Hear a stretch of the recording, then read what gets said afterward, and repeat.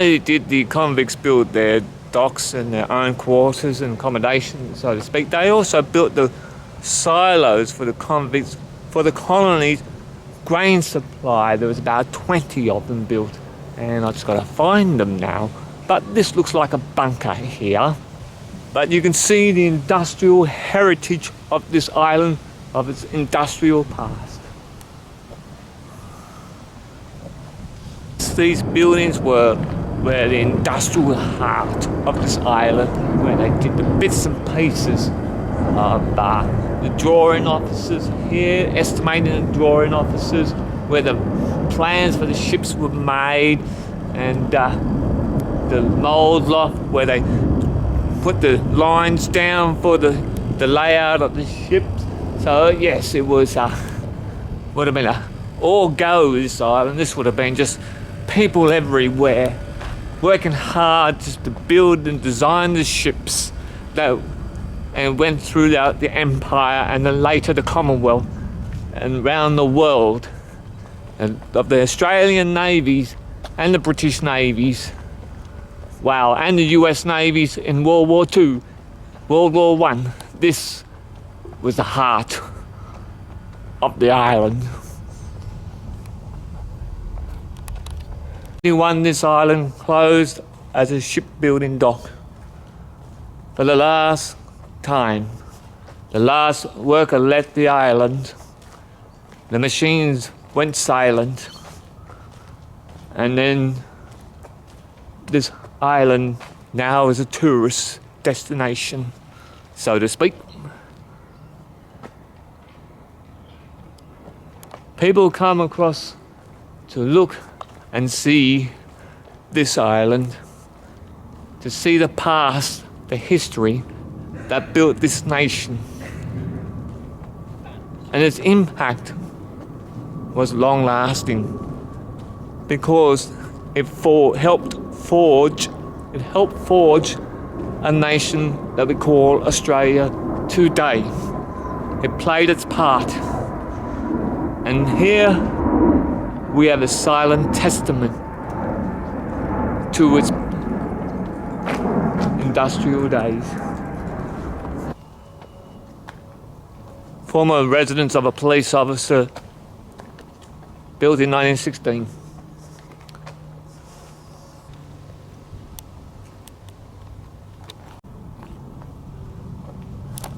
This structure here is a searchlight tower. This was where they placed the searchlights on during the Second World War. So that when if any aircraft attacked at night, they would just be able to pinpoint and fire on them. Well, luckily they didn't. Very fortunate.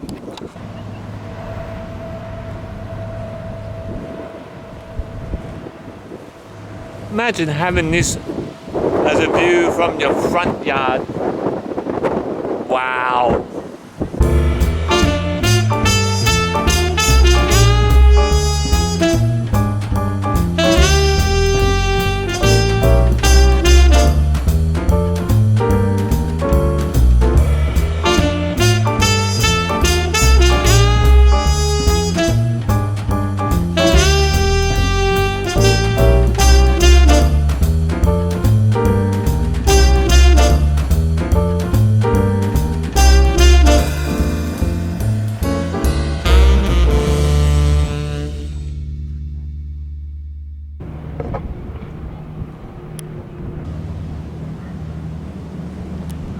The house of the superintendent, the governor, so to speak, of the island. As you can see, it is a spectacular location. Not a bad view to wake up to every morning if you're a governor. Built in 1841 and extended in 1844. So I wouldn't mind living here. If you get rid of all the tourists, it'd be a brilliant place. Just wake up in the morning, there you go. Perfect. Imagine the parties you could have here.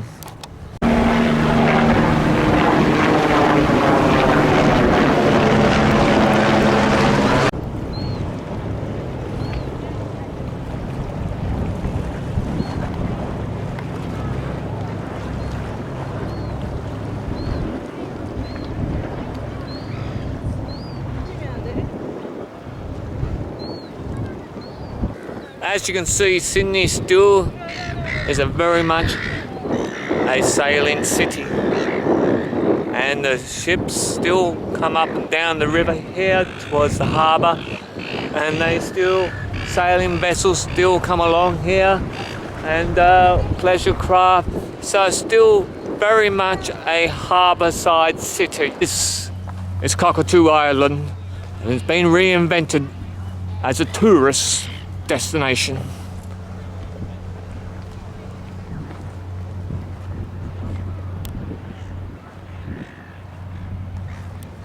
Thus, once more, it is entering another chapter, you can say, of Australia's history. Say this, if you come to Cockatoo Island in spring, mate, I'll say this now.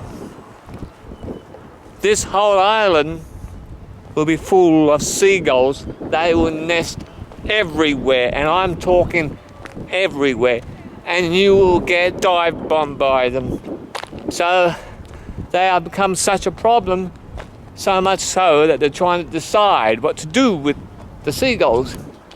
But it's part of the parcel of a natural world in conflict, so to speak, with the needs and wants of tourism, so to speak. So it's always a conflict, but I can tell you, last time I was here was in November 2 years ago, mate. Seagulls everywhere.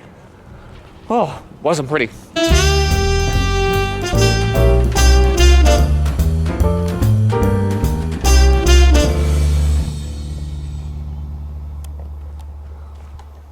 We are now inside some of the main workshops of the island, and you can see lots of the machinery is still here.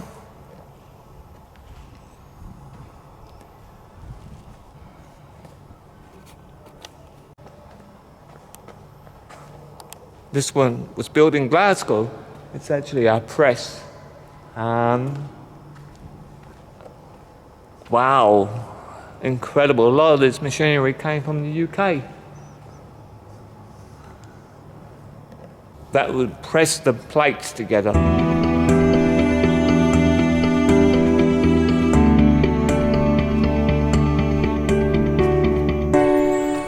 For me, coming into this place, it brings back a lot of memories for me. I didn't work here, but I used to work in a foundry in England, and this is very much what a foundry was like. So it brings back memories for me. Yes, we have an overhead crane up here.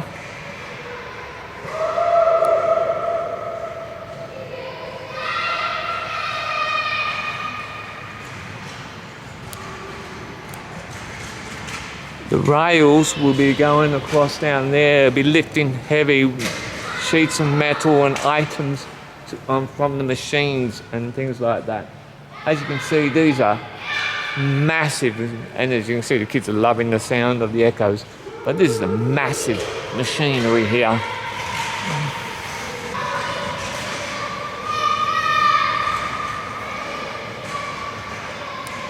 These workshops were actually used as sets for the movie Wolverine. So if it looks familiar to some of you, particularly fans of Wolverine series, this is where they filmed it here.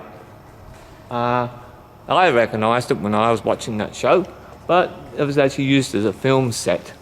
But as I said before, coming here, it brings back memories of my time working in a foundry. It just, the same smells, the same thing, the lights and everything.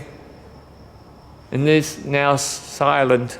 But this would have been a very noisy, very hot environment, particularly in summer, because this is a tin roof. And here in Sydney, you can get to 30 odd degrees. So being in here would be even hotter. So it'd just be really, really hot work. Even in winter. I remember in the foundry in England, used to go near the furnaces, used to go to the furnaces to warm up. Wow, kept warm in winter, I can tell you that now. but in summer you felt it. Yeah, so it's a very, very special place, I'd say.